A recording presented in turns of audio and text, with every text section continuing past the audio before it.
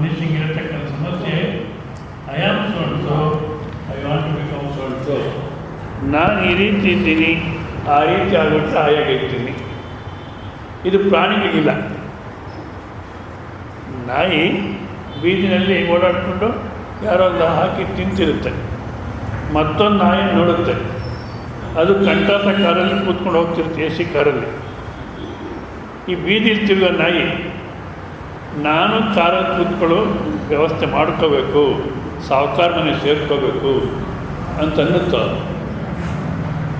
ಹೇಗಿದೆಯೋ ಹಾಗಿದ್ಬಿಡುತ್ತೆ. ಮನುಷ್ಯನೇ ನಾನು ಹೀಗಿದ್ದೀನಿ, ಹಾಗಾಗಬೇಕು, ಹಾಗಾದಮೇಲೆ ಇನ್ನೂ ಹಾಗಾಗಬೇಕು, ಇದೇ ಹೋಗ್ತಲೇ ಇರುತ್ತೆ. ಏನಾಗೋದು ಬೇಡ, ಒಂದು ಸಲ ನೀನು ಹೇಗಿದ್ದೀಯೋ ಹಾಗೆ ನೋಡ್ಕೊಂಬಿಡು, ಸಮಸ್ಯೆ ಪರಿಹಾರ ಆಯಿತು ಅಂತ ಶಾಸ್ತ್ರ. ನಾನು ಹೇಳಿದ್ನಲ್ಲ, ಸುಮ್ಮನೆ ಕೊಡಪ್ಪ ಮಗು, ಸುಮ್ಮನೆ ಕೊಡು.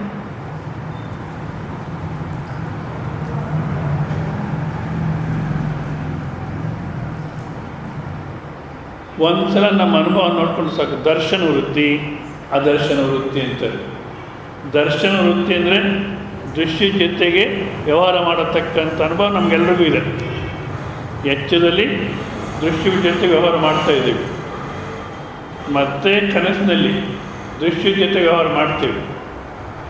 ನಿದ್ದೆ ಎಂದಾಗ ಯಾವ ದೃಶ್ಯವೂ ಇಲ್ಲದಿರ, ಯಾವ ಶರೀರವೂ ಇಲ್ಲದಿರ, ಹಿಂದೆ ಮನಸ್ಸು ಬುದ್ಧಿ ಇಲ್ಲದಿರ, ನಾನು ಇದ್ದೀನಿ ಅಂತಕ್ಕಂಥ ಅನಿಸಿಕೆ ಇಲ್ದಿರ, ಯಾವುದು ಅನಿಸಿಕೆ ಇಲ್ಲದಿರ ಇರ್ತೀವಿ. ಇದನ್ನು ನಿದ್ದೆ ನಿದ್ದೆ ಅಂದ್ಬಿಟ್ಟು ನಾವು ಅದನ್ನು ತಿರಸ್ಕಾರ ಮಾಡ್ತಿದ್ದೀವಿ. ಅದ್ರ ಬಗ್ಗೆ ಹೆಚ್ಚು ಯೋಚಿಸಲ್ಲ. ಯಾವಾಗ ನಿದ್ದೆ ಬರಬೇಕೋ ಆವಾಗ ಬರ್ದಿರ ಇದ್ದರೆ ಸ್ವಲ್ಪ ಅದ್ರ ಬಗ್ಗೆ ಚಿಂತನೆ ಹೋಗುತ್ತೆ. ರಾತ್ರಿ ನಿದ್ದೆ ಬರಬೇಕು, ಬರಲಿಲ್ಲ ಆವಾಗ ಒಂದು ಸ್ವಲ್ಪ ನಂಗೆ ರಾತ್ರಿ ಹೊತ್ತು ನಿದ್ದೆನೇ ಬರಲ್ಲ ಅಂತೀವಿ, ಹೌದಾ? ಅಸೆಂಬ್ಲಿನಲ್ಲಿ ನಿದ್ದೆ ಬರಬಾರ್ದು. ಚೀಫ್ ಮಿನಿಸ್ಟ್ರಿಗೆ ಪೇಪರ್ ನೋಟ್ ಬರೆದ ಮೇಲೆ ಹೇಳ್ತಾರೆ ನನಗೇನೋ ರೋಗ ಇದೆ ಅಂತ. ಅಂದರೆ ಎಲ್ಲಿ ನಿದ್ದೆ ಬರಬೇಕು ಅಲ್ಲಿ ಬರೆದಿರ ಇದ್ದರೆ, ಎಲ್ಲಿ ಬರಬಾರ್ದು ಅಲ್ಲಿ ಬಂದರೆ ಸ್ವಲ್ಪ ಯೋಚಿಸ್ತೀವಿ ಅಷ್ಟೇ, ಹೌದಾ? ಇಲ್ಲದಿದ್ದರೆ ನಿದ್ದೆ ಬಗ್ಗೆ ತಿರಸ್ಕಾರ ಮಾಡಿಬಿಡ್ತೀವಿ. ನಿಜವಲ್ಲ ಒಂದು ಸ್ವಲ್ಪ ಯಾವ ರೀತಿ ಅನುಭವಿಸ್ತೀವಿ ಆ ರೀತಿ ನೋಡಿಕೊಂಡ್ರೆ. ಈ ಮಾತು ಒಂದು ಸ್ವಲ್ಪ ಸೂಕ್ಷ್ಮ ಕೇಳಿ. ನಿದ್ದೆ ಅನ್ನತಕ್ಕಂಥ ಅನುಭವ ಯಾರಿಗೂ ಇಲ್ಲ. ನಿಜವಾಗ್ಲೂ ಏನು ಅನುಭವ ಇದೆ? ನಾನು ನನ್ನ ಪ್ರಪಂಚ ಅನ್ನತಕ್ಕಂಥ ತೆಗೆದುಹಾಕ್ಬಿಟ್ಟು ಯಾವುದೊಂದು ಅಲೌಕಿಕವಾದಂಥ ಆನಂದದಲ್ಲಿದ್ದೆ. ಅಲೌಕಿಕವಾದಂಥ ಆನಂದ ಅಂದರೆ ಇಂದ್ರಿಯ ವಿಷಯಗಳಿಂದ ಬಂದಿರತಕ್ಕಂಥ ಆನಂದ ಅಲ್ಲ ಅದು. ಹೆಂಡತಿ, ಮಕ್ಕಳು, ಗಂಡ ಮಕ್ಕಳು, ದುಡ್ಡು, ಕಾಸು ಯಾವುದನ್ನಲ್ಲಿ ಬಂದಿರತಕ್ಕಂಥ ಆನಂದ ಅಲ್ಲ, ಅಲೌಕಿಕವಾಗಿರ್ತಕ್ಕಂಥ ಆನಂದದಲ್ಲಿದ್ದೆ, ಹೌದಾ? ಅದನ್ನು ಜಾಗೃತ ಅವಸ್ಥೆ ಬುದ್ಧಿ ನಿದ್ದೆ ನಿದ್ದೆ ಅನ್ನುತ್ತೆ. ಎಲ್ಲರೂ ಅದೇ ರೀತಿ ಹೇಳ್ತೀರ, ಆದ ಕಾರಣ ಅದೇ ಕರೆಕ್ಟ್ ಆಗಿಬಿಟ್ಟಿದೆ. ಊರಲ್ಲಿ ಎಲ್ರಿಗೂ ಹುಚ್ಚಿಡ್ದುಬಿಟ್ಟಿದೆ. ಆ ಊರಲ್ಲಿ ಯಾರಿಗೂ ಒಬ್ಬರಿಗೂ ಹುಚ್ಚಿಡ್ದಿಲ್ಲ. ಇವಾಗ ಆ ಊರಿಗೆ ನೋಡಿದ್ರೆ ಯಾರು ಹುಚ್ಚನಾಗಿ ಕಾಣ್ತಾರೆ? ಯಾರು ಹುಚ್ಚಿಡಿದ್ರು ಅವನೇ ಹುಚ್ಚನಾಗಿ ಕಾಣ್ತಾರೆ. ಇಲ್ಲೋ ಅಷ್ಟೇ, ಎಲ್ಲರೂ ನಿದ್ದೆ ನಿದ್ದೆ ನಿದ್ದೆ ಅಂತೇಳಿ ಇವತ್ತು ವಿವೇಕ ಮಾಡೋದು ನೋಡಿದ್ರೆ ಅದು ನಿದ್ದೆ ಅಲ್ಲ, ಆನಂದ, ಹಾಯಿ, ಇರುವಿಕೆ. ಏನನ್ನ ಹೇಳಿ ನೀವು? ಬ್ರಹ್ಮ, ಆತ್ಮ.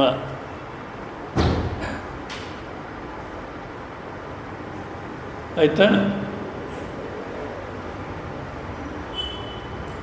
ಅದೇ ನಮ್ಮ ನಿಜ ಸ್ವರೂಪ.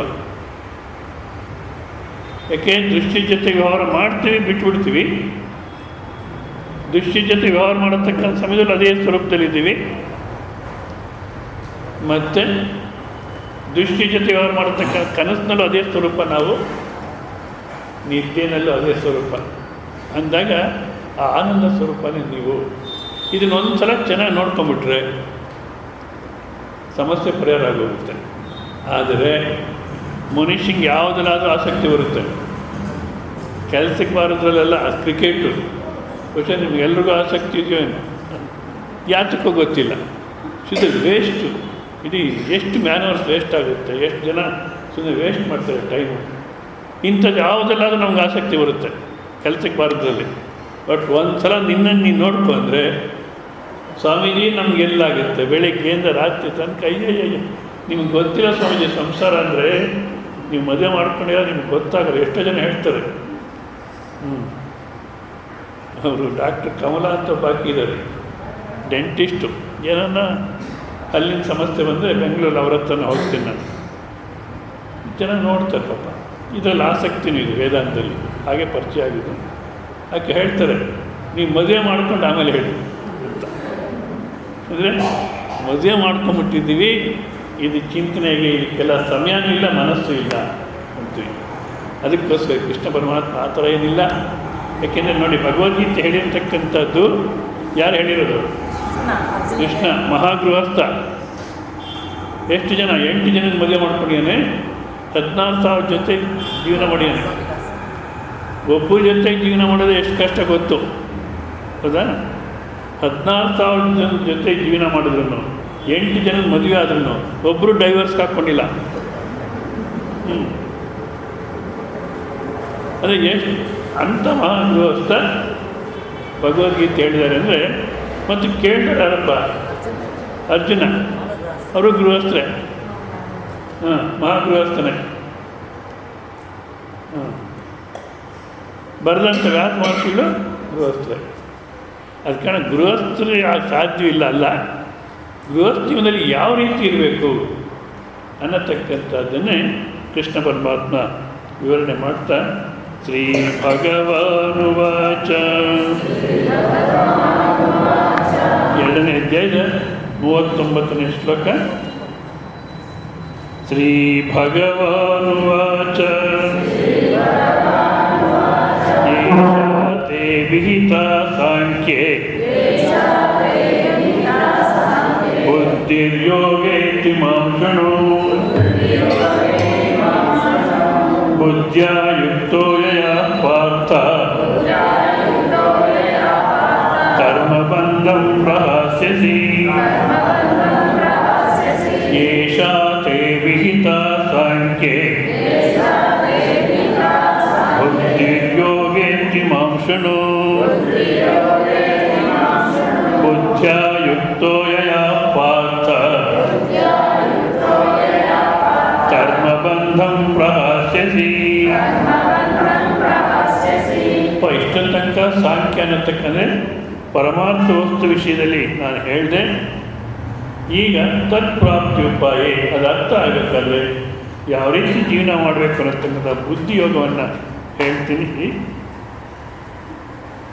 ಯಾಕೆ ಕೊಡೋಕ್ಕೆ ಸುಮ್ಮನೆ ಕೊಡಬೇಕು. ಪರಮಾರ್ಥ ವಸ್ತು ವಿಷಯದಲ್ಲಿ ತಿಳಿಸ್ಕೊಟ್ಟೆ ನಾನು ಇಷ್ಟ ತನಕ. ಈಗ ಯಾವ ರೀತಿ ನಾವು ಜೀವನ ಮಾಡಿದರೆ ತತ್ಪ್ರಾಪ್ತಿ ಉಪಾಯ, ಅದನ್ನು ಪ್ರಾಪ್ತಿ ಮಾಡ್ಕೊಳ್ಳಿಕ್ಕೆ ಸಾಧ್ಯ. ಪ್ರಾಪ್ತಿ ಅಂದರೆ ವಾಸ್ತವಿಕ ಪ್ರಾಪ್ತಿಯಲ್ಲ, ಇದೇ ಅದು ಗೊತ್ತಿಲ್ಲ. ಸೊ ಅದನ್ನು ತಿಳ್ಕೋಬೇಕಾದ್ರೆ ನಮ್ಮ ಮನಸ್ಸನ್ನು ಯಾವ ರೀತಿ ತಯಾರು ಮಾಡಬೇಕು ಅಂತ ಬುದ್ಧಿಯೋಗ ಅನ್ನತಕ್ಕ ಹೇಳ್ತೀನಿ, ಕೇಳು. ಬುದ್ಧಿಯೋಗ ಅಂದರೆ ನನ್ನ ದಿವಸ ನೋಡಿದ್ವಿ, ನಿಸ್ಸಂಗತೆ. ಭಾಷೆಯಲ್ಲಿ ಶಂಕರಾಚಾರ್ಯ ಅಂತಾರೆ, ನಿಸ್ಸಂಗತೆ ದ್ವಂದ್ವ ಪ್ರಹಾರ ಪೂರ್ವಕ ಈಶ್ವರಾರಾಧನಾರ್ತೆ ಕರ್ಮಯೋಗಿ ಕರ್ಮಾನುಷ್ಠಾನೆ. ನಾನು ಮಾಡ್ತಾ ಇದ್ದೀನಿ ಅಂತ ಕರ್ತೃತ್ವ ಸಂಘ ಹೇಳಿದಿರ, ಇಷ್ಟ ಅನಿಷ್ಟ ಫಲಗಳಲ್ಲಿ ಮನಸ್ಸನ್ನು ಸಮಾಧಾನ ಇಟ್ಕೊಂಡು ಪರಮಾತ್ಮ ನಿನ್ನ ಸೇವೆ ಅನ್ನತಕ್ಕ ದೃಷ್ಟಿಯಿಂದ ಮಾಡಬೇಕು. ಆಗ ಮನಸ್ಸು ಸಮಾಧಾನವಾಗಿರುತ್ತೆ. ಸೊ ನೆನ್ನೆ ದಿವಸ ನೋಡಿದ್ವಿ, ಯಾವುದೇ ಕರ್ಮವನ್ನು ಮಾಡಿ ನೀವು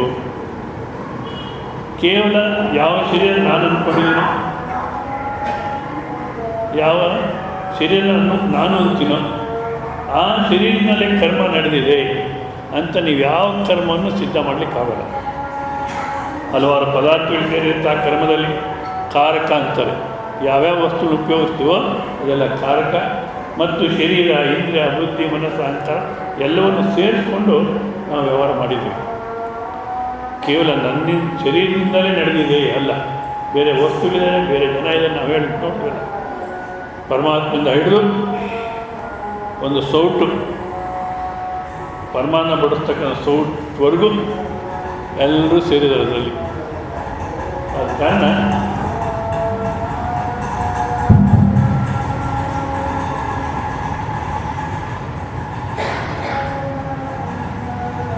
ಕೇವಲ ಶರೀರದಿಂದಲೇ ನಡೆಯುತ್ತೆ, ನನ್ನಿಂದಲೇ ನಡೆಯುತ್ತೆ ಅನ್ನತಕ್ಕಂಥದ್ದು ಸರಿಯಲ್ಲ.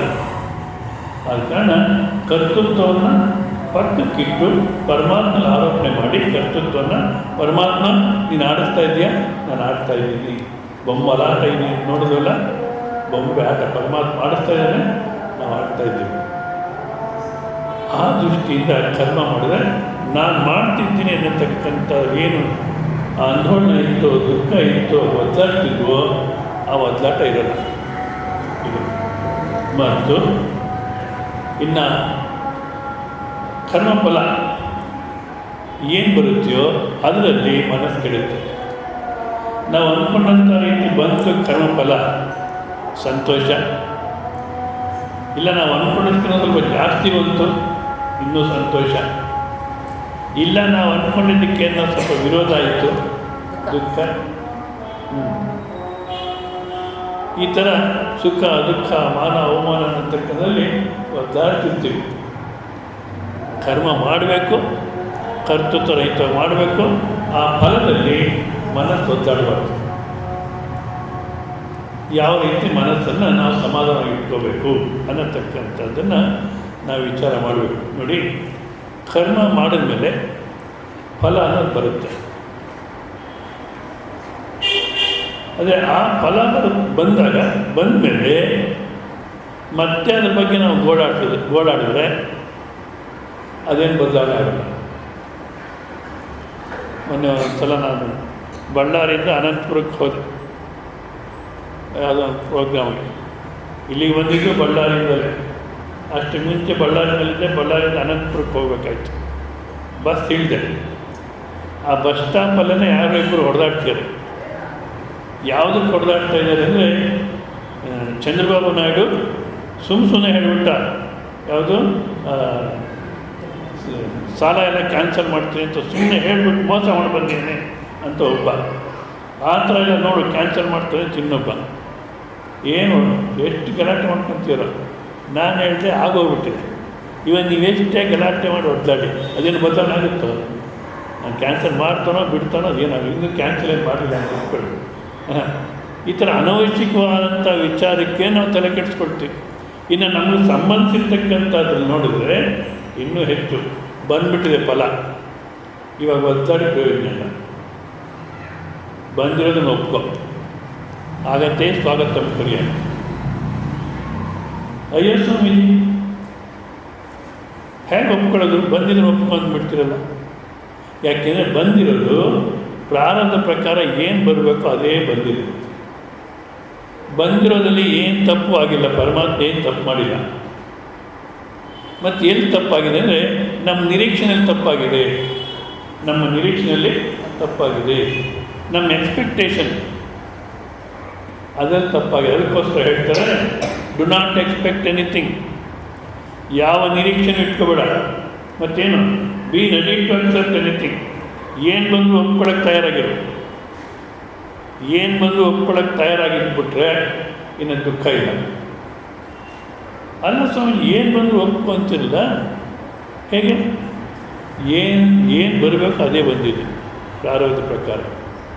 ಮಹಾತ್ಮರು ಅಂತಾರೆ, ನಿಧಿ ಕಾನಿಧಿ ನೀಕುಲೇ ನಿಧಿ ರಮ್ಮನ್ನ ರಾಜು ನಿಧಿ ಐನದಿ ನೀ ಕೊರಕುನ್ನದಿ పొమ్మన్న పోరు లేనిదానిని రమ్మనకు మరి ఉన్నదానిని పొమ్మనకు రాకపోకుల వాడుక తెలియక వేడుಕ లేదನಕು.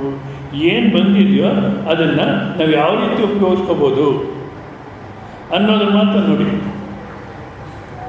ಅಷ್ಟೇ ಹೊರತು ಅಯ್ಯೋ ಈ ಥರ ಆಗೋಯ್ತೆ ಅಂದರೆ ಬಂದಿದ್ದೇನು ಬದಲಾವಣೆ ಆಗಲ್ಲ. ಫಲ ಬರತಕ್ಕಂಥದ್ದು ಜೀವನ ವ್ಯಾಪಾರ ಮೂವರೊಟ್ಟು ವಿಚಾರ. ಭಾವಿಸಿ ನೋಡಿ ನೀನು ಜಗ ಮತ್ತೊಂದು ಅದೃಷ್ಟ, ಆವಾಗ ಮೂರನೇ ಭಾಗಸ್ಥ ನಿತ್ಯ ಬಲ. ಈ ವಿವರವರಿಯ ಸುಗ ಮಂಕುತಿಮ್ಮ ಅಂತಾರೆ. ಅಂದರೆ ನಾನು ವ್ಯವಹಾರ ಮಾಡತಕ್ಕಂಥ ಪ್ರಪಂಚ ಮತ್ತು ಕಣ್ಣಿಗೆ ಕಾಣದಿರತಕ್ಕಂಥ ಯಾವ ಅದೃಷ್ಟನ ಲಕ್ ಅಂತಲ್ಲ, ಕಣ್ಣಿಗೆ ಕಾಣದಿರತಕ್ಕಂಥ ಯಾವುದೋ ಒಂದು ಶಕ್ತಿ ಇದೆ. ಒಪ್ಕೊಳ್ದಿರೋ ಇದು ಇದೆ. ಅದು ಇಲ್ಲ ಅಂತೇಳಕ್ಕೆ ಸಾಧ್ಯವೇ ಇಲ್ಲ. ಯಾಕೆಂದರೆ ನಮ್ಮ ಜೀವನ ನೋಡಿಕೊಂಡ್ರೆ ನಾವೊಂದು ಅಂದ್ಕೊಳ್ತೀವಿ, ಅದೊಂದಾಗಿರುತ್ತೆ. ನಾವು ಆ ರೀತಿ ಅಂದ್ಕೊಳ್ಳೇ ಇಲ್ಲ, ಬಟ್ ಹೇಗೆ ನಡೀತದೆ ನಮ್ಮ ಜೀವನದಲ್ಲಿ ಯಾವುದೋ ಒಂದು ಶಕ್ತಿ ನಿಶ್ಚಯ ತಗೊಳ್ಳುತ್ತೆ. ಆ ನಿಶ್ಚಯಕ್ಕೆ ಯಾವುದೋ ಮೂರನೇ ಭಾಗಸ್ಥ ನಿಶ್ಚಯ ಬಲ. ಹರಿಚಿತ್ತವೇ ಸತ್ಯ, ನರಚಿತ್ತಕ್ಕೆ ಬಂದದು ಲವಲೇಶ ನಡೆಯೋದು. ಅಂದಮೇಲೆ ಆ ಪರಮಾತ್ಮ ಏನು ನಿಶ್ಚಯ ಮಾಡ್ತಾನೋ ಅದೇ ಪ್ರಾರಬ್ಧ ಪ್ರಕಾರ ಬರುತ್ತೆ. ಅದೇ ಪರಮಾತ್ಮ ಯಾರನ್ನು ಕೆಡಿಸಬೇಕು, ಹಾಳು ಮಾಡಬೇಕು, ದುಃಖಕ್ಕೆ ಹಾಕಬೇಕು ಅಂತ ಮಾಡೋಲ್ಲ. ಆದರೆ ಪರಮಾತ್ಮ ಉದ್ದೇಶ ಏನಿದೆ ಅಂತ ನಮ್ಗೆ ಅರ್ಥ ಆಗೋಲ್ಲ. ಪರಮಾತ್ಮ ಉದ್ದೇಶ ಏನಿದೆ ಅಂತ ಗೊತ್ತಾಗಲ್ಲ. ಅದೇ ಮನೆಯೆಲ್ಲ ಒಂಥರ ಓದ್ದೆ, ಯಮದೂತನ ಕಳಿಸ್ತಾರಂತೆ.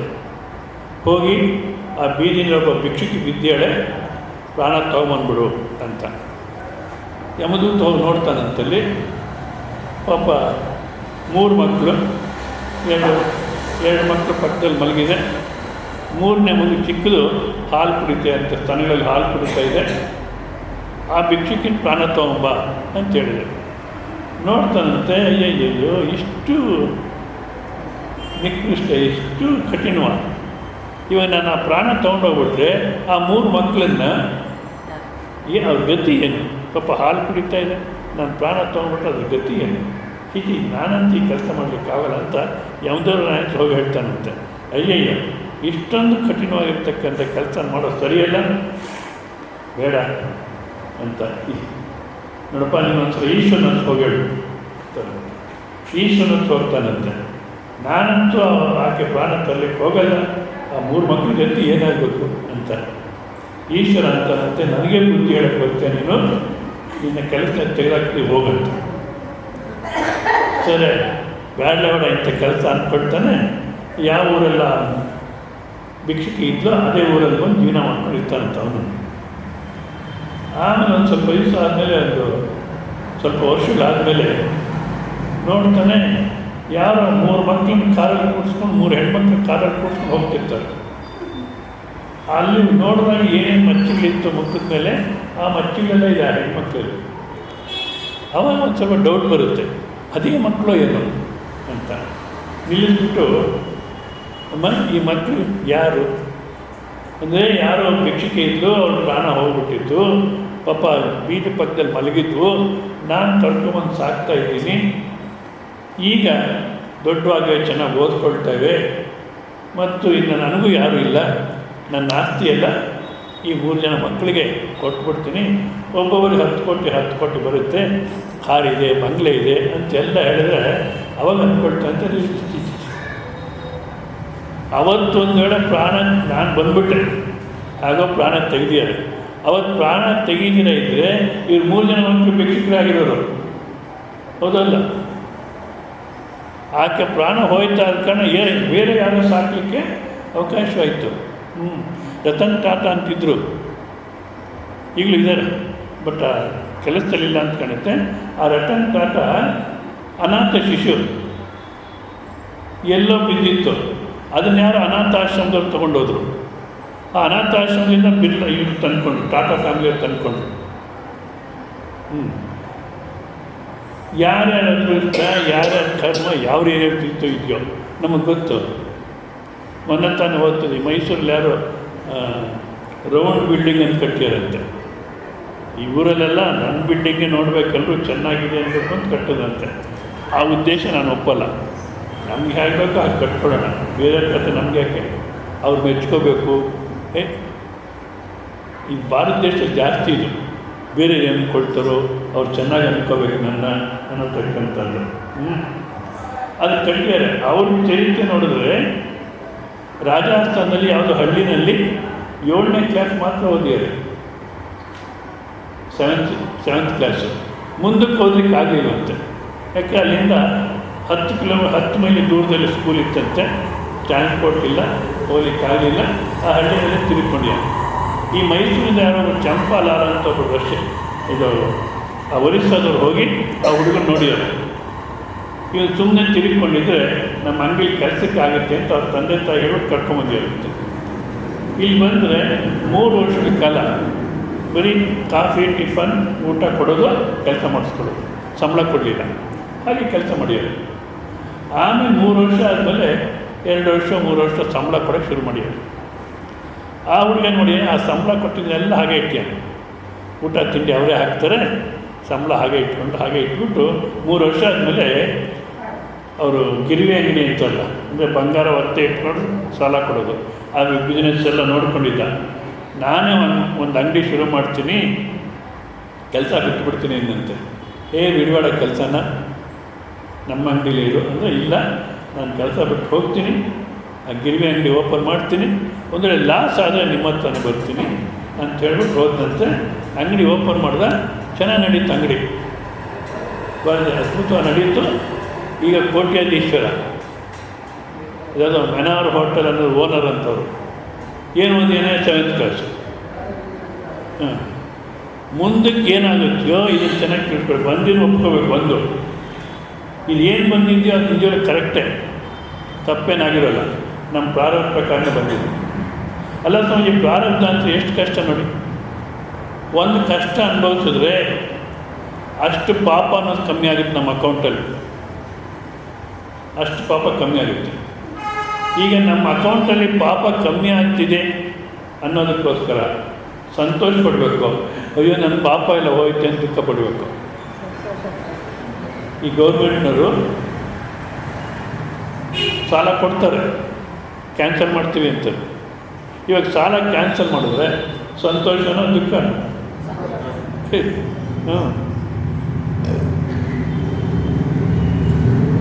ಆದ ಕಾರಣ ಏನು ಬಂದಿದೆಯೋ ಅದನ್ನು ಒಪ್ಕೋ. ಒಂದು ವೇಳೆ ಕಷ್ಟ ಅಂದರೆ ಪಾಪ ಕಮ್ಮಿ ಆಗ್ತಾಯಿದೆ, ಹೌದಾ? ಅಷ್ಟೇ ಅಲ್ಲ, ಇವತ್ತೇನು ನಡೆದಿದೆಯೋ ಅದು ಮುಂದೆ ಒಳ್ಳೆಯದಾಗುತ್ತೋ ಕೆಟ್ಟದಾಗುತ್ತೋ ಇವತ್ತೇ ನಿಶ್ಚಯ ಮಾಡಲಿಕ್ಕಾಗಲ್ಲ. ಇವತ್ತೇನು ನಡೆದಿದೆಯೋ ಅದು ಕೆಟ್ಟದಾಗುತ್ತೋ ಒಳ್ಳೆಯದಾಗುತ್ತೋ ಇವತ್ತೇ ನಿಶ್ಚಯ ಮಾಡಲಿಕ್ಕಾಗಲ್ಲ. ಇದೇ ರೀತಿ ಮೀರತ್ತಲ್ಲಿ ಒಂದು ದೇವಸ್ಥಾನದಲ್ಲಿ ಒಬ್ಬ ದಿವಸ ಅರ್ಧ ಗಂಟೆ ಮಂಗಳಾರತಿ ಸಮಯದಲ್ಲಿ, ಕೆಲವು ಸಮಯದಲ್ಲಿ ಗಂಟೆ ಹೊಡಿಬೇಕು, ಅಷ್ಟೇ ಕೆಲಸ, 50 ರೂಪಾಯಿನ ಕೊಡೋರುತ್ತೆ. ಆ ಕೆಲಸ ಮಾಡ್ಕೊಂಡಿದ್ದ. ಹಾಗೆ ಹಿಂದಿನ ಕಾಲಕ್ಕೆಲ್ಲ ಅಷ್ಟೇ ತಾನೆ ಸಂಬಳ. ಈಗಾದರೆ 1,000 ಲಕ್ಷ ಕೊಡ್ತಾರೆ, ಮನೆ ಬಾಡಿಗೆನೇ 50,000 ತೊಗೊಂಡ್ಬಿಡ್ತಾರೆ. ಇವ್ರಿಗೆ 1 ಲಕ್ಷ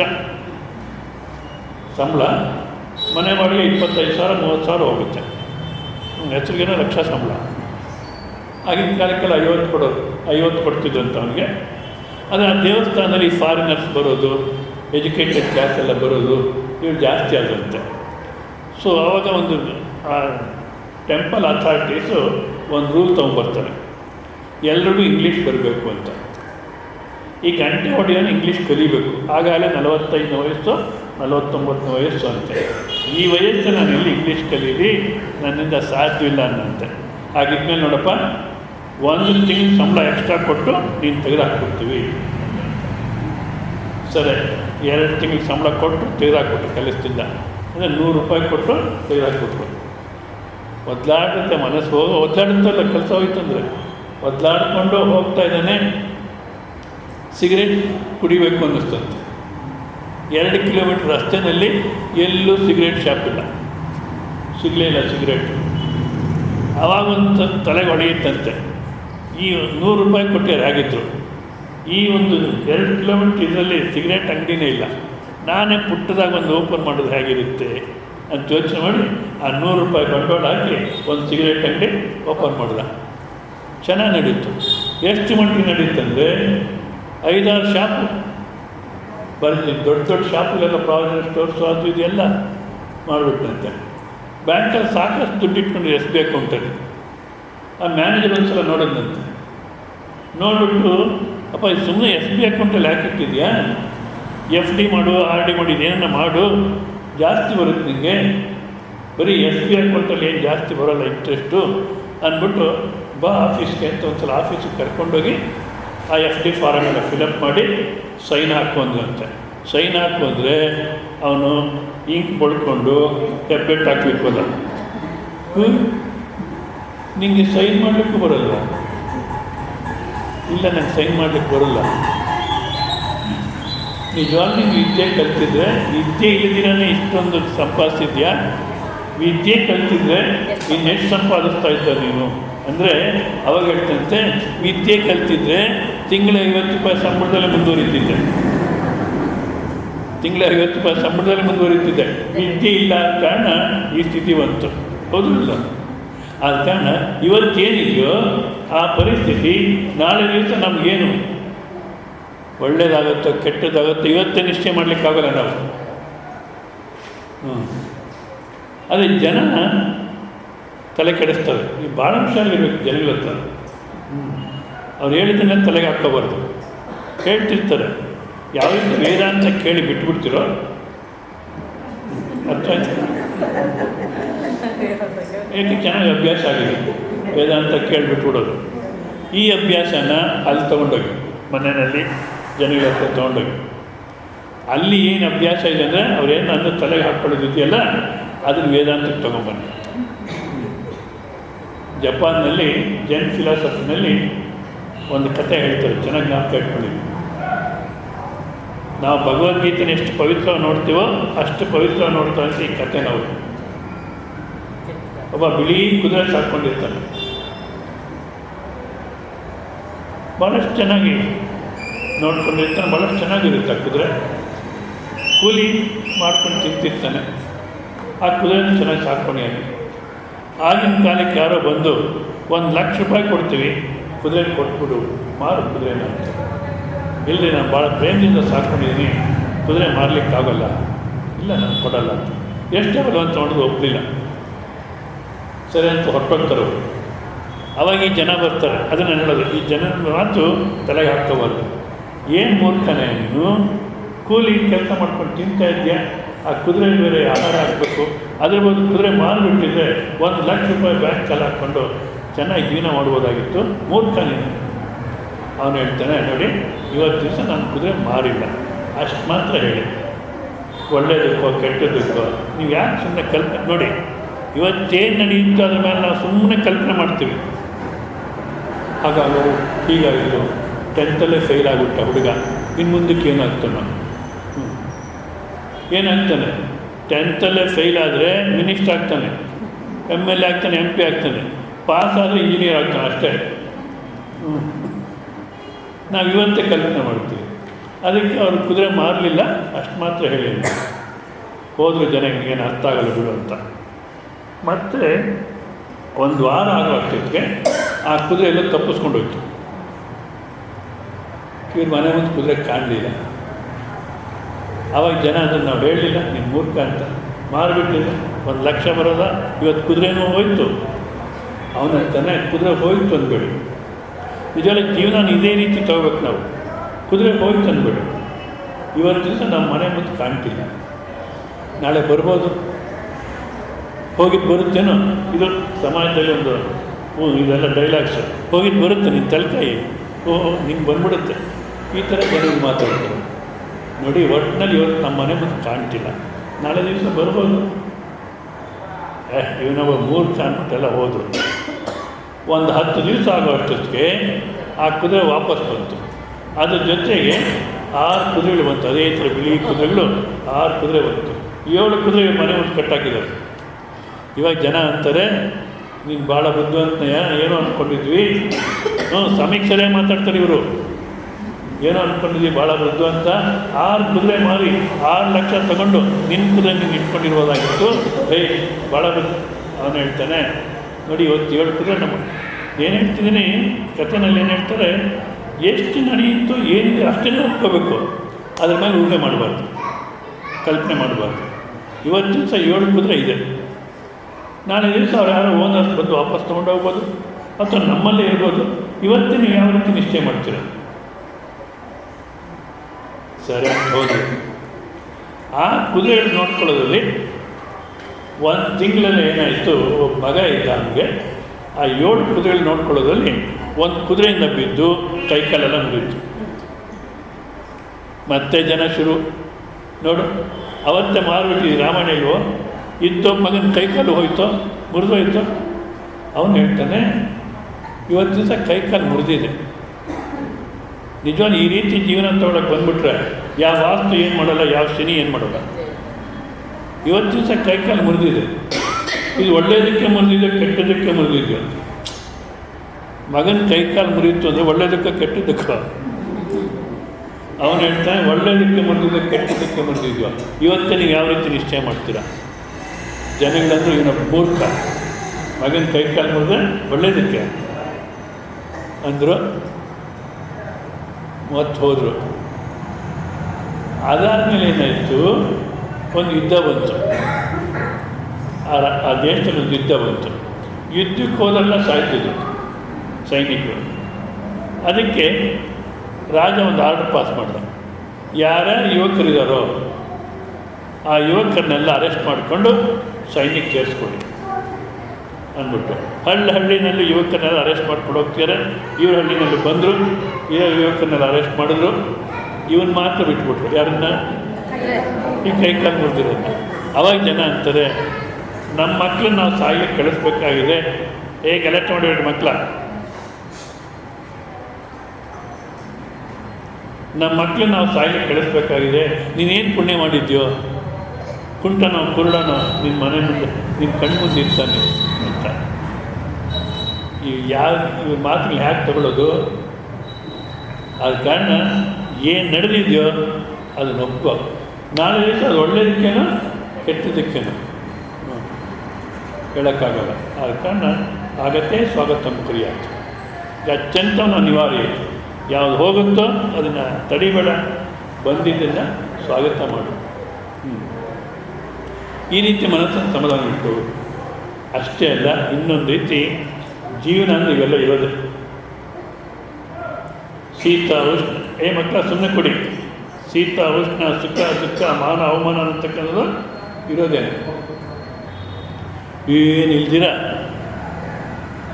ಯಾವ ಕ್ಲೈಮೇಟ್ ಇದ್ದರೆ ಚೆನ್ನಾಗಿರುತ್ತೆ ಹೇಳಿ? ಯಾವ ಕ್ಲೈಮೇಟ್ ಇದು ಚೆನ್ನಾಗಿರುತ್ತೆ? ಒಂದು ವೇಳೆ ದೇವರು ನಮ್ಮನ್ನು ಕೇಳ್ದ ಅಂತ ಇಟ್ಕೊಳ್ಳಿ, ಯಾವ ಕ್ಲೈಮೇಟ್ ಇದು ಚೆನ್ನಾಗಿರುತ್ತೆ ಅಂದರೆ ಸಾಕು, ದೇವ್ರ ತಲೆ ಕೆಟ್ಟೋಗ್ಬಿಡುತ್ತೆ. ಅದ್ರ ಮೇಲೆ ಮತ್ತೆ ಪಾರ್ಟಿಗಳಾಗುತ್ತೆ. ಇವರೊಂದು ಪಾರ್ಟಿ, ಅವರೊಂದು ಪಾರ್ಟಿ. ಬೇಸಿಗೆ ಕಾಲದಲ್ಲಿ ಅಂತೀವಿ, ಆ ಚಳಿಗಾಲ ನಿಮ್ಮೇಲಪ್ಪ ಆಗೋ ಕಥೆ ಆಗ್ಬೋದು. ಈ ಬೇಸಿಗೆ ಪ್ರಾಣ ತಿನ್ಬಿಡುತ್ತೆ ಅಂತೀವಿ. ಚಳಿಗಾಲದಲ್ಲಿ ಯಾವ ಬಟ್ಟೆ ನೋಡು ತಣ್ಣಗಿರುತ್ತೆ, ಒದಿಯೋಕ್ಕಾಗಲ್ಲ, ಮಲಗೋಕ್ಕಾಗಲ್ಲ. ಅದು ಹೇಗೋ ಬೇಸಿಗೆ ಮೇಲೆ ಎಲ್ಲ ಇರೋದೇ ಕರೆಕ್ಟ್. ಅದೇ ರೀತಿ ಶೀತ ಉಷ್ಣ, ಸುಖ ದುಃಖ, ಮಾನ ಅವಮಾನ ಇವೆಲ್ಲ ಇರತಕ್ಕಂಥದ್ದು ಜೀವನ. ಇವೆಲ್ಲ ಇಲ್ದಿರ ಕೇವಲ ಸುಖವೇ ಇರಬೇಕು ಅಂದರೆ ಸಿನಿಮಾದಲ್ಲೂ ಸಾಧ್ಯವಿಲ್ಲ. ಒಂದು ಸಿನಿಮಾ ತೆಗೆದು ಅಂತ ಇಟ್ಕೊಳ್ಳಿ, ಗಂಡ ಹೆಂಡತಿ ಆರೋಗ್ಯವಾಗಿದ್ದರು, ಸಾಕಷ್ಟು ದುಡ್ಡಿತ್ತು, ವೆಹಿಕಲ್ಲು, ಸ್ವಂತ ಮನೆ ಎಲ್ಲ ಇತ್ತು. ಒಬ್ಬ ಹುಡುಗ ಹುಟ್ಟಿದ, ಅವನು ಚೆನ್ನಾಗಿ ಓದ್ಕೊಂಡ. ಹೌದಾ? ಸುಮ್ಮನೆ ಗಲಾಟೆ ಮಾಡಬೇಡಿ. ಚೆನ್ನಾಗಿ ಓದ್ಕೊಂಡ, ಅವನಿಗೆ ಯಾವುದೋ ಒಂದು ₹1,000,000 ಕೊಟ್ಟು, ಡೌರಿ ಕೊಟ್ಟು, ಒಂದು ಹುಡುಗಿನ ಕೊಟ್ಟು ಮದುವೆ ಮಾಡಿದ್ರು. ಹೌದಾ? ಅವ್ರಿಗೆ ತಿರ್ಗಿ ಒಂದು ಗಂಡು ಮಗು ಆಯಿತು. ಸಮಾಪ್ತಿ ಅಂತ ಬಂತು ಅಂತ ಇಟ್ಕೊಳ್ಳಿ. ಎಷ್ಟು ದಿವಸ ಹೊಡುತ್ತಿ ಪಿಕ್ಚರು? ಆ ಹೀರೋಯಿನ್ ಇರಬೇಕು, ಸುತ್ತಬೇಕು, ಹೊಡೆದಾಟ ನಡಿಬೇಕು. ಇವೆಲ್ಲ ಇದ್ದೇನೆ ನಡೆಯುತ್ತೆ ಹೊರತು ಇದೆಲ್ಲ ನಡೆಯುತ್ತೆ. ಆದ ಕಾರಣ ಉಪ್ಪಿಷ್ಟು, ಹುಳಿಯಷ್ಟು, ಖಾರ ಸಿಹಿ ಅಷ್ಟಿಷ್ಟು, ಒಪ್ಪಿಲ್ಲದೋದು ಬೋದ್ಯವು. ಉಪ್ಪು, ಹುಳಿ, ಖಾರ ಎಲ್ಲ ಇದ್ದೇನೆ ಊಟ ಅನ್ನಿಸ್ಕೊಳುತ್ತೆ ಹೊರತು ಬರೀ ಉಪ್ಪು ಹಾಕ್ಬಿಟ್ರೆ ಅಥವಾ ಬರೀ ಸ್ವೀಟ್ಸು. ಅದೇ ರೀತಿ ಜೀವನ ಅನ್ನತಕ್ಕಂಥದ್ದು ಶೀತ ಉಷ್ಣ, ಸುಖ ದುಃಖ, ಮಾನ ಅವಮಾನ ಎಲ್ಲ ಇದ್ರೇ. ಗೃಹಿಣಿ ಗೃಹ ಮುಚ್ಚತೆ ಅಂತಾರೆ. ಅಂದರೆ ಮನೆ ಅಂತ ಹೇಳಬೇಕಾದ್ರೆ ಗೃಹಿಣಿ ನೋಡಿ ಹೇಳ್ತಾರೆ. ಆ ಗೃಹಿಣಿ ಯಾವ ರೀತಿ ಇರಬೇಕು? ಗೃಹಂ ನಯತಿ ಇತಿ ಗೃಹಿಣಿ.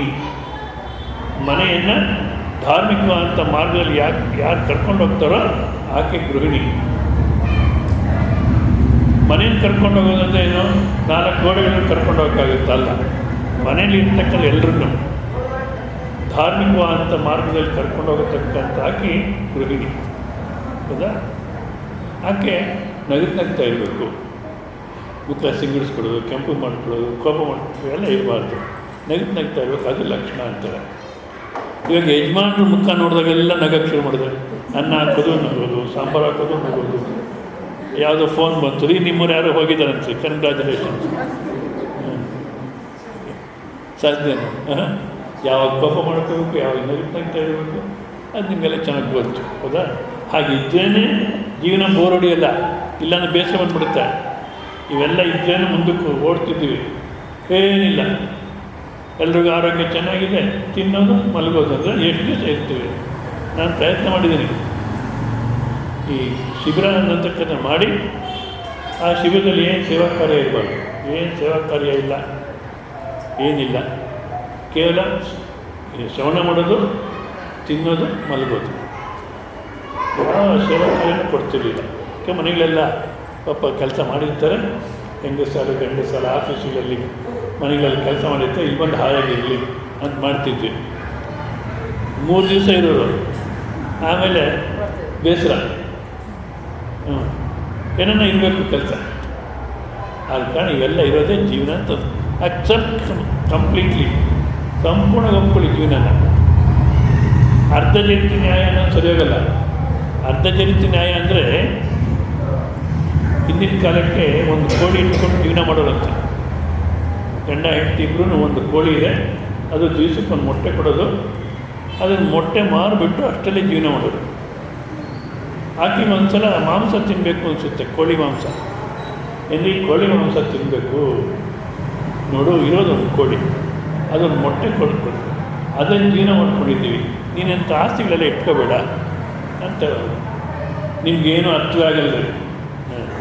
ಅಲ್ಲ, ಏನು ಮಾಡಬೇಕು, ಇರೋದೊಂದು ಕೋಳಿ. ನೀವೇನೇನು ಯೋಚಿಸುತ್ತಾನೆ, ಹೀಗೆ ಮಾತಾಡ್ತಾರೆ ಹೆಣ್ಮಕ್ಳು, ನೀನೇನು ಯೋಚಿಸುತ್ತಾನೆ, ನಿಮಗೇನೇನು ಒಳ್ಳೆದುತ್ತಾನೆ. ಅಲ್ಲ, ಏನು ಮಾಡಬೇಕು ನೀನು ಹೇಳಿ ನೋಡ್ರಿ. ಮೊಟ್ಟೆ ಇರೋದು ಹಿಂದಿನ ಭಾಗನ ಮುಂದಿನ ಭಾಗನ? ಹಿಂದಿನ ಭಾಗ. ಮತ್ತು ಹಿಂದಿನ ಭಾಗನ ಹಾಗೆ ಇಟ್ಕೊಂಡು ಮುಂದಿನ ಭಾಗ ತಿಂದ್ಬಿಟ್ರೆ ಸರಿ ಹೋಗುತ್ತಲ್ಲ. ಇನ್ನೇನನ್ನ ಹೇಳಕ್ಕೆ ಹೋದರೆ ಮತ್ತೆ ಕುರುಕ್ಷೇತ್ರ ಜಾಸ್ತಿ ಆಗುತ್ತೆ ಅಂತ. ಸರಿ, ನಿನ್ನ ಇಷ್ಟ, ನೀನು ಹೇಳಿದಾಗ ಕತ್ತರಿಸಿದ್ರು, ಹಿಂದಿನ ಭಾಗ ಬೇಯಿಸ್ಕೊಟ್ಟು ತಿಂದ್ಬಿಟ್ರು ಇಬ್ಬರನ್ನು. ಮತ್ತೆ ಹಾಗೆ ಇಟ್ಟಿದ್ದಾರೆ ಮುಂದಿನ ಭಾಗ ತಿಂದು ಹಿಂದಿನ ಭಾಗ ಹಾಗೆ ಇಟ್ಟಿದ್ದಾರೆ. ಮೊಟ್ಟೆ ಇಡಲಿಲ್ಲ. ಏನು ರೀ ಮೊಟ್ಟೆ ಇಲ್ಲ? ನಾನು ಹೇಳಿದ್ನಲ್ಲ, ನೀವು ಸರಿಯಾಗಿ ಹೇಳಲಿಲ್ಲ, ಹೇಳಿದ್ರೆ ನಾನು ಒಪ್ಕೊತಿದ್ದೆ. ಈ ಥರ ಅರ್ಧ ಜರಿತಿ ನ್ಯಾಯ, ಅರ್ಧ ಮೊಟ್ಟೆ ಇಡೋಕ್ಕೆ, ಅರ್ಧ ತಿನ್ನೋಕ್ಕೆ ಅಂದರೆ ಸಾಧ್ಯ ಇಲ್ಲ. ಜೀವನನ ಸಂಪೂರ್ಣವಾಗಿ ಒಪ್ಕೋಬೇಕು, ಸಂಪೂರ್ಣವಾಗಿ ಒಪ್ಕೋಬೇಕು. ಚಂದನ್ನು ನಾನು ಯಾರೋ ಫೋನ್ ಮಾಡಿದರು, ಸ್ವಾಮೀಜಿ ಅದೇ ಪಾಪ ಶುಗರ್ ಇತ್ತು ಅವ್ರ ಯಜಮಾನ್ರಿಗೆ, ಎಷ್ಟು ಹೇಳೋದು ಕೇಳಲ್ಲ ಜನ. ನಾನು ಭಾಳ ಪ್ರಯತ್ನ ಮಾಡ್ತೀನಿ. ಶುಗರ್ ಇತ್ತು ಭಾಳ ಜಾಗ್ರತೆ ಆಗಿರ್ಬೇಕು, ನಿಜ ಭಾಳ ಡೇಂಜರ್ ಅದು. ಶುಗರು, BP ಭಯಪಡಬೇಕಾದಿಲ್ಲ, ಬಟ್ ಭಾಳ ಜಾಗ್ರತೆ ಆಗಿರ್ಬೇಕು. ಎಷ್ಟೇ ವಿದ್ದಲ್ಲಿ ಇವ್ರ ಜಾಗ್ರತೆ ಏನು? ಹೆಂಡ್ತಿ ನೋಡಿದ್ರೆ ನಾನು ತಿನ್ಬಿಡ್ತಾರೆ, ಅಷ್ಟು ಇವ್ರ ಜಾಗ್ರತೆ. ಆಕೆ ಒಳಗಡೆ ಹೋದರೆ ಅಡುಗೆ ಮನೆಗೆ ಅಷ್ಟೊಳಗೆ ತಿನ್ಬಿಟ್ಟಿರ್ತಾರೆ. ಅವ್ರು ಜಾಗ್ರತೆ ಆಗಿರಲಿಲ್ಲ. ಇವಾಗೇನಾಗಿದೆ, ಶುಗರ್ ಕಂಟ್ರೋಲ್ ಬರ್ತಿಲ್ಲ, BP ಕಂಟ್ರೋಲ್ ಬರ್ತಿಲ್ಲ, ಇದ್ರ ಜೊತೆಗೆ ಪ್ಯಾರಾಲಿಸಿಸ್ಸು, ಪಾರ್ಕಿನ್ಸನ್ನು, ಎಷ್ಟು ಒದ್ದಾಡ್ತಿದ್ರು ಅದು. ಸರಿ, ಮೊನ್ನೆ ಏನೋ ಫೋನ್ ಮಾಡಿ ಏನೋ ಸಮಾಧಾನ ಮಾಡ್ತಿದ್ದೆ ನಾನು. ಅವಾಗ ಹೇಳಿದೆ, ಯಾವಾಗ ಮದುವೆಗೆ ಒಪ್ಕೊಳ್ತೀವೋ ಅವಾಗ ಇಡೀ ಜೀವನದಲ್ಲಿ ಏನೇನು ಬರುತ್ತೆ ಎಲ್ಲಕ್ಕೂ ಒಪ್ಪಿಗೆ ಕೊಟ್ಟಾಗೆ ತಾನೆ, ಎಲ್ಲಕ್ಕೂ ಒಪ್ಪಿಗೆ ಕೊಟ್ಟಾಗೆ. ಬಟ್ ನಾವೇನು ಮಾಡಿರ್ತೀವಿ, ಈ ಮದುವೆ ಅನ್ನೋದು ಇಲ್ಯೂಷನ್ ವಿತಿನ್ ಇಲ್ಯೂಷನ್, ಮಾಯೇನಲ್ಲಿ ಮಾಯೆ. ಇದು ಏನು, ಆ ಮದುವೆ ಒಂದು ಆಗಿಬಿಟ್ರೆ, ಸೆಟ್ಲ್ಮೆಂಟ್ ಆಗಿಬಿಟ್ರೆ ಆಮೇಲೆ ಹಾಯಾಗಿರ್ತೀವಿ ಅಂತ. ಈ ಸೆಟ್ಲ್ಮೆಂಟ್ ಅದು ಹಾಯಾಗಿರ್ತೀವಿ ಅನ್ನೋ ಸಿನಿಮಾದಲ್ಲೇ ಅವರಿಬ್ಬರಿಗೂ ಸೆಟ್ಲ್ಮೆಂಟ್ ಆಯಿತು, ಮತ್ತು ಕೈ ಹಿಡ್ಕೊಂಡು ಹೋಗ್ತಾರೆ, ಸಮಾಪ್ತಿ ಅಂತ ಬಂದ್ಬಿಡುತ್ತೆ. ಅಲ್ಲಿ ಸಮಾಪ್ತಿ, ಇಲ್ಲಿ ಪ್ರಾರಂಭ. ಆಮೇಲೆ ಗೊತ್ತಾಗುತ್ತೆ, ನಾವು ಅಮಾವಾಸ್ಯೆ ಅಂದರೆ ಅವ್ರು ಪೌರ್ಣಮಿ ಅಂತಾರೆ, ಪೌರ್ಣಮಿ ಅಂದರೆ ಅಮಾವಾಸ್ಯೆ ಅಂತಾರೆ, ಹೇಳಿದ್ದೊಂದು ಕೋಪ.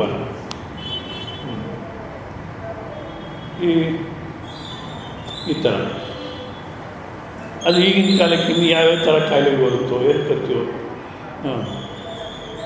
ಅದೇನೋ ಹಗಲೊತ್ತು ಅಸೆಂಬ್ಲಿಯಲ್ಲಿ ಕೂತು ನಿದ್ದೆ ಬರುತ್ತಂತ, ಅದೇನೋ ಕಾಯಿಲೆ ಅಂತೆ. ನಾನು ಅಂದ್ಕೊಂಡು ಅದು ಓದಿದಾಗ ಈ ಜನಗಳಿಗೆಲ್ಲ ಇದು ಮಿನಿಸ್ಟ್ರಿಗಳಿಗೆ ಬರುತ್ತೋ ಜನಗಳಿಗೂ ಬರುತ್ತೋ ಅಂತ ಒಂದು ವೇಳೆ ಜನಗಳಿಗೂ ಬಂದು ಇಟ್ಕೊಳ್ಳಿ. ಈ ಅಡುಗೆ ಮಾಡಬೇಕಾದ್ರೂ ಹೆಂಗಸರು ಬಂದ್ಬಿಡ್ತು ನಿದ್ದೆ. ಆಫೀಸಲ್ಲಿ ಕೆಲಸ ಮಾಡಿದ್ರು ಅದು ಪರವಾಗಿಲ್ಲ, ಆಫೀಸಲ್ಲಿ ಕೆಲಸ ಮಾಡಿದ್ರೆ ಅಲ್ಲಿದ್ದು ಬಂದರೂ ಪರವಾಗಿಲ್ಲ. ಈ ವ್ಯಾಪಾರ ಮಾಡೋ ಸಮಯದಲ್ಲಿ, ಅಡುಗೆ ಮಾಡೋ ಸಮಯದಲ್ಲಿ ಎಲ್ಲ ಸಮಯದಲ್ಲಿ ನಿದ್ದೆ ಬರೋಕ್ಕೆ ಶುರು ಮಾಡೋದು ಏನು ಬೇಕು. ಈ ಥರ ಏನೇನು ಕಾಯಿಲೆಗಳು ಬರುತ್ತೋ ಎಲ್ಲವನ್ನು ಒಪ್ಕೋಬೇಕು ಕಂಪ್ಲೀಟಾಗಿ. ಹೌದಲ್ಲ, ನಾನು ಕೆಲವು ಮಾತ್ರ ಒಪ್ಕೊಳ್ತೀನಿ ಜೀವನದಲ್ಲಿ, ಇನ್ನು ಕೆಲವೊಂದು ಒಪ್ಪಲ್ಲ ಅಂದರೆ ಸಾಧ್ಯವಿಲ್ಲ. ಅದನ್ನು ಅಕ್ಸೆಪ್ಟ್ ಕಂಪ್ಲೀಟ್ಲಿ. ಅಂದರೆ ಪ್ರಾರಬ್ಧ ಅಂತ ಸಮಾಧಾನ ಮಾಡಬೇಕು, ಜೀವನ ಹೀಗೇನಿರುತ್ತೆ ಅಂತ ಸಮಾಧಾನ ಮಾಡಬೇಕು. ಅಷ್ಟೇ ಅಲ್ಲ, ಇವತ್ತೇನು ನಡೆದಿದೆಯೋ ಅದು ಮುಂದಕ್ಕೆ ಏನು ಅದ್ಭುತ ಮಾಡುತ್ತೋ ನನ್ನ ಜೀವನದಲ್ಲಿ ಗೊತ್ತಿಲ್ಲ ಅಂದ್ಬಿಟ್ಟು ಸಮಾಧಾನ ಮಾಡ್ಕೋಬೇಕು. ಹೌದಾ? ಅಷ್ಟೇ ಅಲ್ಲ, ಏನೇ ನಡೆದರೂ ಅದರಲ್ಲಿ ಅನುಕೂಲವಾದ್ದೇನೋ ಇರುತ್ತೆ ನಮಗೆ. ಆ ಅನುಕೂಲವಾದ್ದನ್ನೇ ನೋಡಬೇಕು. ಏನೇ ನಡೆದರೂ ಅನುಕೂಲವಾದ್ದನ್ನೇ ನೋಡಬೇಕು.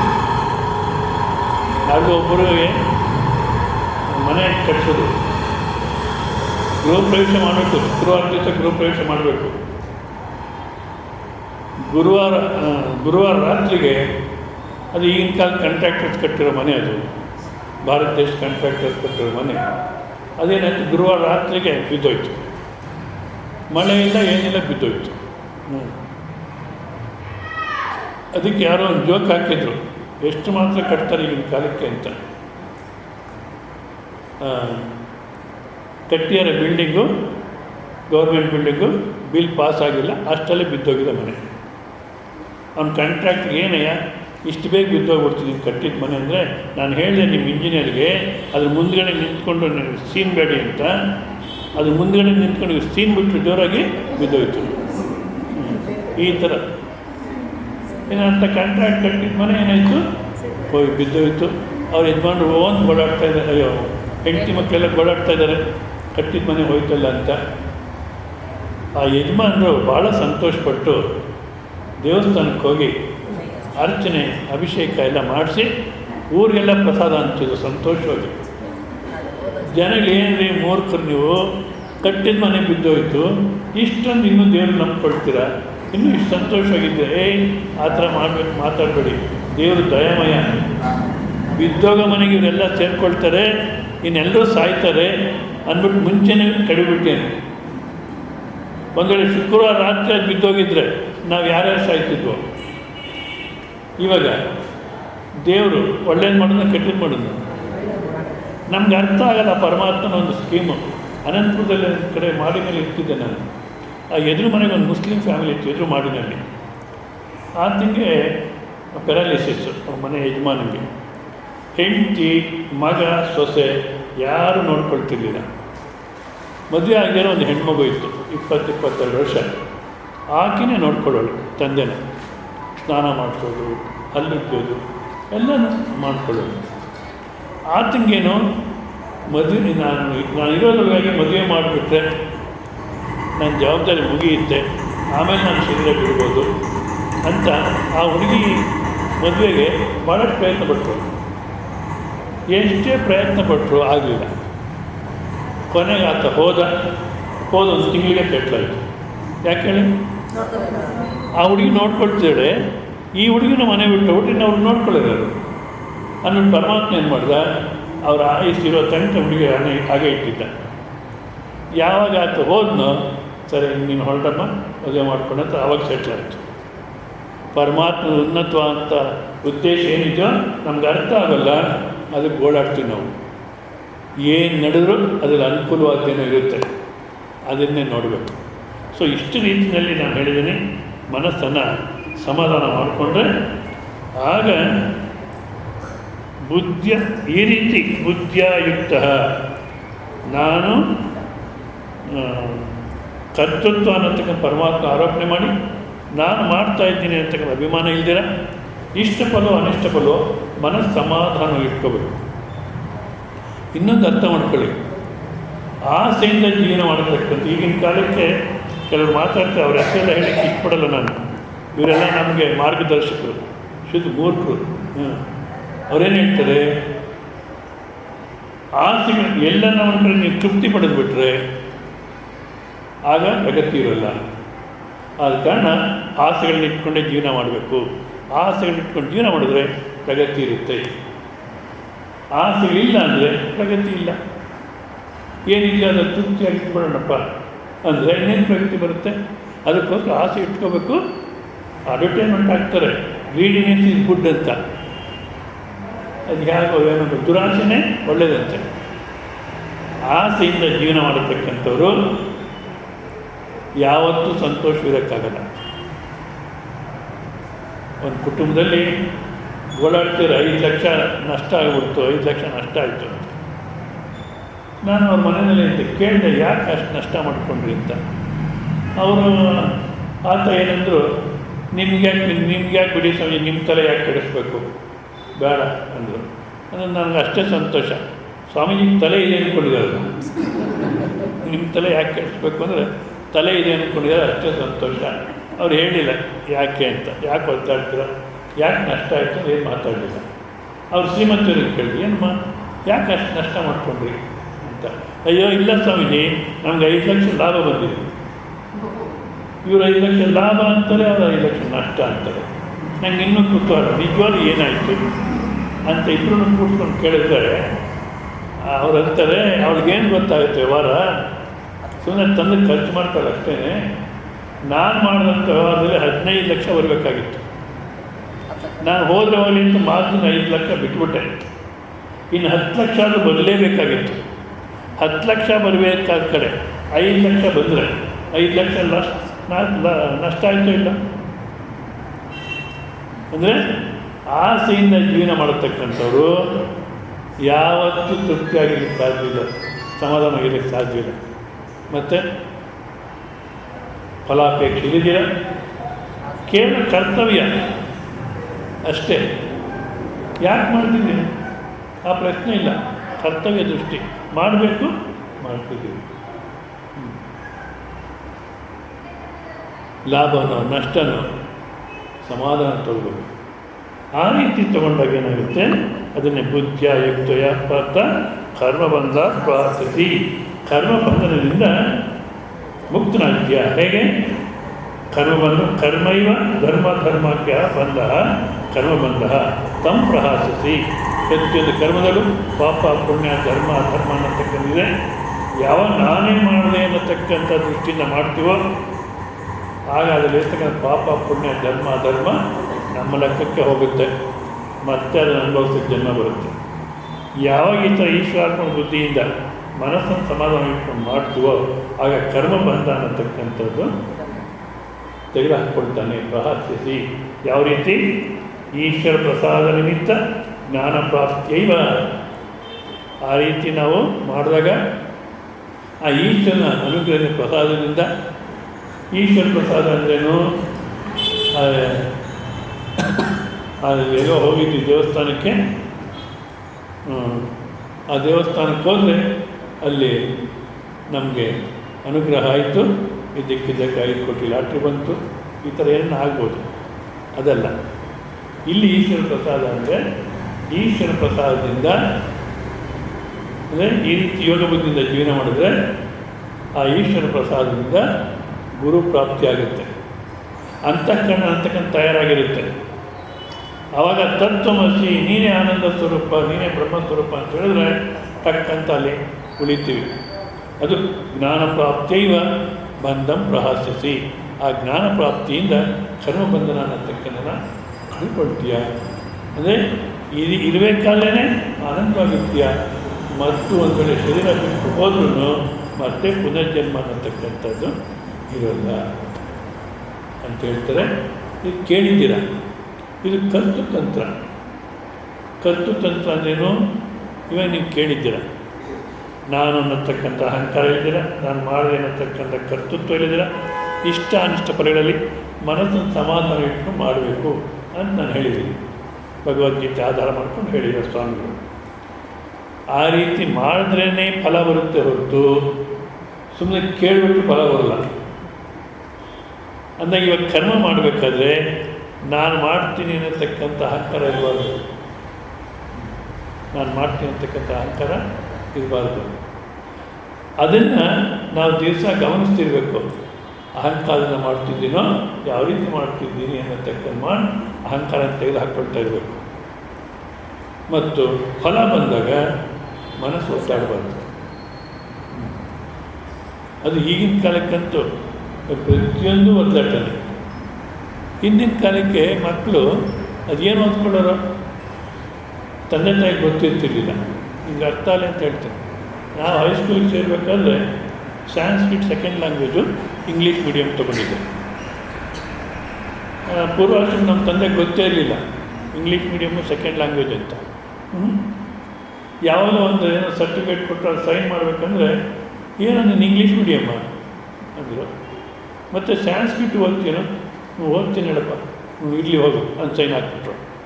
ಇವಾಗ ಅಯ್ಯಯ್ಯ ಎಕ್ಸಾಮಿನೇಷನ್ ಬಂತಂದರೆ ಅವ್ರು ಟಿ ವಿ ನೋಡ್ಕೊಂಡೇ ಇರ್ತಾರೆ. ಯಾರು ಮಕ್ಕಳು ಇವರಿಬ್ಬರು ಜ್ವರ, ಯಾರಿಗೆ ತಂದೆ ತಾಯಿಗೆ ಎಕ್ಸಾಮಿನೇಷನ್ ಫೀವರ್. ಗದಗಲ್ಲಿ ಒಬ್ರು ಯಾರು ಟ್ರೈನ್ ಹತ್ರ ಬಂದಿದ್ರು ಸ್ವಾಮೀಜಿ ನೋಡೋಕ್ಕೆ. ನಾನು ಸುಮ್ಮನೆ ಮನೆಗೆಲ್ಲರೂ ಆರೋಗ್ಯನ ಚೆನ್ನಾಗಿದ್ದಾರಾ ಅಂದೆ. ಓ ಚೆನ್ನಾಗಿದ್ದಾರೆ, ಮೊಮ್ಮಕ್ಕಳಿಗೆ ಎಕ್ಸಾಮಿನೇಷನ್ನು, ಮಗ ಸೊಸೆ ಚೆನ್ನಾಗಿ ಓದ್ತಿದ್ದಾರೆ. ಅದು ಅವ್ರಿಗೆ ಎಕ್ಸಾಮಿನೇಷನ್ ಮೊಮ್ಮಕ್ಕಳಿಗೆ, ಇವರಿಬ್ಬರು ಚೆನ್ನಾಗಿ ಓದ್ತಿದ್ದಾರೆ. ಯಾಕೆ ಎಕ್ಸಾಮಿನೇಷನ್ ಫೀವರ್ ಇವರು ಪ್ರತಿಯೊಂದು ಒದ್ದಾಟ. ನಾವು ಏನು ಕರ್ತವ್ಯ ಮಾಡಬೇಕಾಗಿದೆ ಮಾಡಬೇಕು, ಸೋಮಾರಿಗಳಾಗಿ ಬೇಜವಾಬ್ದಾರಿಯಿಂದ ಇರಬಾರ್ದು, ಮಾಡಬೇಕು. ಆದರೆ ಪರಮಾತ್ಮ ಇಚ್ಛೆ ಏನಿದೆಯೋ ನಡೆಯುತ್ತೆ, ಅದನ್ನು ಒಪ್ಕೋಬೇಕು. ಆವಾಗಲೇ ಮನಸ್ಸು ಶಾಂತವಾಗಿ ಸಮಾಧಾನವಾಗಿ ಜೀವನ ಮಾಡಲಿಕ್ಕೆ ಸಾಧ್ಯ ಹೊರತು ಇಲ್ಲ ನನ್ನ ಜೀವನ ಹೀಗೆ ಹೋಗಬೇಕು ಹಾಗೆ ಹೋಗಬೇಕು ಅಂದರೆ ಬ್ಲೂ ಪ್ರಿಂಟ್ ಹೊತ್ಕೊಂಡೇ ಬಂದಿದ್ದೀವಿ ನಾವು. ಆಯು ವಿತ್ತ ಕರ್ಮ ವಿದ್ಯಾ ನಿಧನ. ಎಷ್ಟು ವರ್ಷ ಬದುಕಬೇಕು ಈ ಜಗತ್ತಲ್ಲಿ? ಆಯು, ವಿತ್ತ, ಎಷ್ಟು ದುಡ್ಡನ್ನು ಅನುಭವಿಸ್ಬೇಕು, ಎಷ್ಟು ಭೋಗ ಅನುಭವಿಸ್ಬೇಕು. ವಿತ್ತ, ಕರ್ಮ, ಏನು ಕರ್ಮವನ್ನು ಮಾಡಬೇಕು, ಡಾಕ್ಟ್ರು ಇಂಜಿನಿಯರು ಏನಾಗಬೇಕು. ವಿದ್ಯೆ, ಎಷ್ಟು ವಿದ್ಯೆಯನ್ನು ಕಲಿಬೇಕು. ನಿಧನ, ಮರಣ ಯಾವ ರೀತಿ ಯಾವಾಗ ಬರಬೇಕು ಅನ್ನೋದು ತಾಯಿ ಗರ್ಭದಲ್ಲಿ ಇರಬೇಕಾದ್ರೆ ನಿಶ್ಚಯ ಆಗಿಬಿಡುತ್ತೆ. ಮತ್ತೆ ನಿಮ್ಮ ಮಕ್ಕಳನ್ನ ತಯಾರು ಮಾಡಬೇಕಾದ್ರೆ ನಿಮ್ಮ ಇಷ್ಟ ಪ್ರಕಾರ ತಯಾರು ಮಾಡಬೇಕು ಅನ್ನೋದು ಸಾಧ್ಯವಿಲ್ಲ. ಆ ನಿಷ್ಠೆ ಏನಿದೆಯೋ ಅದರೊಳಗಡೆ ನಡೆಯುತ್ತೆ. ಆಯು ವಿತ್ತ ಕರ್ಮ ವಿದ್ಯಾ ನಿಧನ. ಮುಂಚೆ ತಾಯಿ ಗರ್ಭದಲ್ಲಿ ಇರಬೇಕಾದ್ರೆ ನಿಶ್ಚಯ ಆಗಿಬಿಟ್ಟಿರುತ್ತೆ. ಈಗ ನಾವು ಎಷ್ಟೇ ಪ್ರಯತ್ನ ಪಟ್ಟರು ನೋಡಿ, ಪೇಪರ್ಗಳು ಓದ್ತೀರ, ನೀವು ಟಿ ವಿ ನೋಡ್ತೀರ, ಅರ್ಥ ಮಾಡ್ಕೊಳ್ಳಿ. ಆ ಬಿಲ್ ಗೇಟ್ಸ್ ಪ್ರಪಂಚಕ್ಕೆ ದೊಡ್ಡ ಸಾಹುಕಾರ, ಅದೆಷ್ಟು ಕೋಟಿ ಇದೆಯೋ ಅವ್ರಿಗೆ ಗೊತ್ತಿಲ್ಲ. ರಾತ್ರಿ ಹೊತ್ತು ಅವರೇ ಅಡುಗೆ ಮಾಡ್ಕೊಂಡು ತಿನ್ಬೇಕಂತ. ಅದೇನು ಮದುವೆ ಆಗಿದ್ದಾರೋ ಇದು ಅದೇನೋ ಎಲ್ಲೂ ಸಿಗಲಿಲ್ಲ ಹಿಸ್ಟ್ರಿ. ಆದರೆ ಹಗಲೊತ್ತು ಫ್ಯಾಕ್ಟ್ರಿನಲ್ಲೆಲ್ಲ ತಿನ್ಕೊತಾರೆ, ರಾತ್ರಿ ಹೊತ್ತು ಅವರೇ ಮಾಡ್ಕೊಂಡು ತಿಂತಾರೆ. ಆ ಇನ್ನೊಬ್ಬರು ಪ್ರಪಂಚಕ್ಕೆ ಎರಡನೇ ಸಾಹುಕಾರ, ಅವರು ಯಾವಾಗಲೂ ಪಾಪ್ಕಾರ್ನ್ ತಿಂತಾರಂತೆ, ಇನ್ನೇನು ತಿನ್ನೋಲ್ಲ. ಯಾವಾಗಲೂ ಪಾಪ್ಕಾರ್ನ್ ತಿನ್ನೋದು, ಟಿ ವಿ ನೋಡೋದು, ಅಷ್ಟೇ ಅವ್ರ ಕೆಲಸ. ಸೆಲ್ ಫೋನ್ ಕೂಡ ಇಟ್ಕೊಂಡಿಲ್ಲ ಆತ. ತಿಂಗಳಿಗೊಂದು ಸಲ ಲ್ಯಾಂಡ್ ಫೋನಲ್ಲಿ ಆ ಮ್ಯಾನೇಜಿಂಗ್ 60 ಫ್ಯಾಕ್ಟ್ರಿ ಇದೆ, 60 ಫ್ಯಾಕ್ಟ್ರಿ ಮ್ಯಾನೇಜಿಂಗ್ ಡೈರೆಕ್ಟರ್ಸ್ ಒಂದು ಸಲ ಮಾತಾಡ್ಬಿಡ್ತಾರಂತೆ, ಈ ತಿಂಗಳಲ್ಲಿ ಹೇಗೆ ನಡಿಬೇಕು ಅಂತ. ಬಸ್ ಆಯಿತು, ಮತ್ತು ಮಾತಾಡ್ಲಿಕ್ಕೆ ಹೋಗಲ್ಲ. ಮತ್ತು ಅಷ್ಟು ದುಡ್ಡಿರೋರು ಏನು ತಿಂತಾರೆ? ಪಾಪ್ಕಾರ್ನ್ ತಿಂತಾರೆ. ಯಾಕೆ? ಎಷ್ಟು ಪ್ರಾರಂಭದಲ್ಲಿ ಅಷ್ಟೇ ಅನುಭವಿಸ್ತೀವಿ ಹೊರತು ಏನು ಜಾಸ್ತಿ ಹೋಗಿದ್ರೂ. ಆದ ಕಾರಣ ಇರತಕ್ಕಂಥ ಜೀವನವನ್ನು ಸಂಪೂರ್ಣ ಒಪ್ಕೋಬೇಕು. ಭೂತಕಾಲ ಹಾಗಾಗೋಯ್ತೆ ಹೀಗಾಗೋಯ್ತೆ ಅಂತ ಯೋಚಿಸ್ಬಾರ್ದು, ಭವಿಷ್ಯದಲ್ಲಿ ಹಾಗಾಗಬೇಕು ಹೀಗಾಗಬೇಕು ಅಂತ ಯೋಚಿಸ್ಬಾರ್ದು. ವರ್ತಮಾನದಲ್ಲೇ ಇರಬೇಕು. ಇದ್ದರೆ ಆನಂದವಾಗಿ ಜೀವನ ಮಾಡ್ತೀವಿ. ಸೊ ಮುಂದಿನ ಶ್ಲೋಕಗಳನ್ನು ನಾಳೆ ದಿವಸ ನಾವು ನೋಡೋಣ. ಮತ್ತು ನಾಳೆನೇ ಈ ಒಂದು ಸಪ್ತಾಹಕ್ಕೆ ಕೊನೆಯ ದಿವಸ. ಸೊ ನಾಳೆ ಮಧ್ಯಾಹ್ನ ಕ್ಲಾಸ್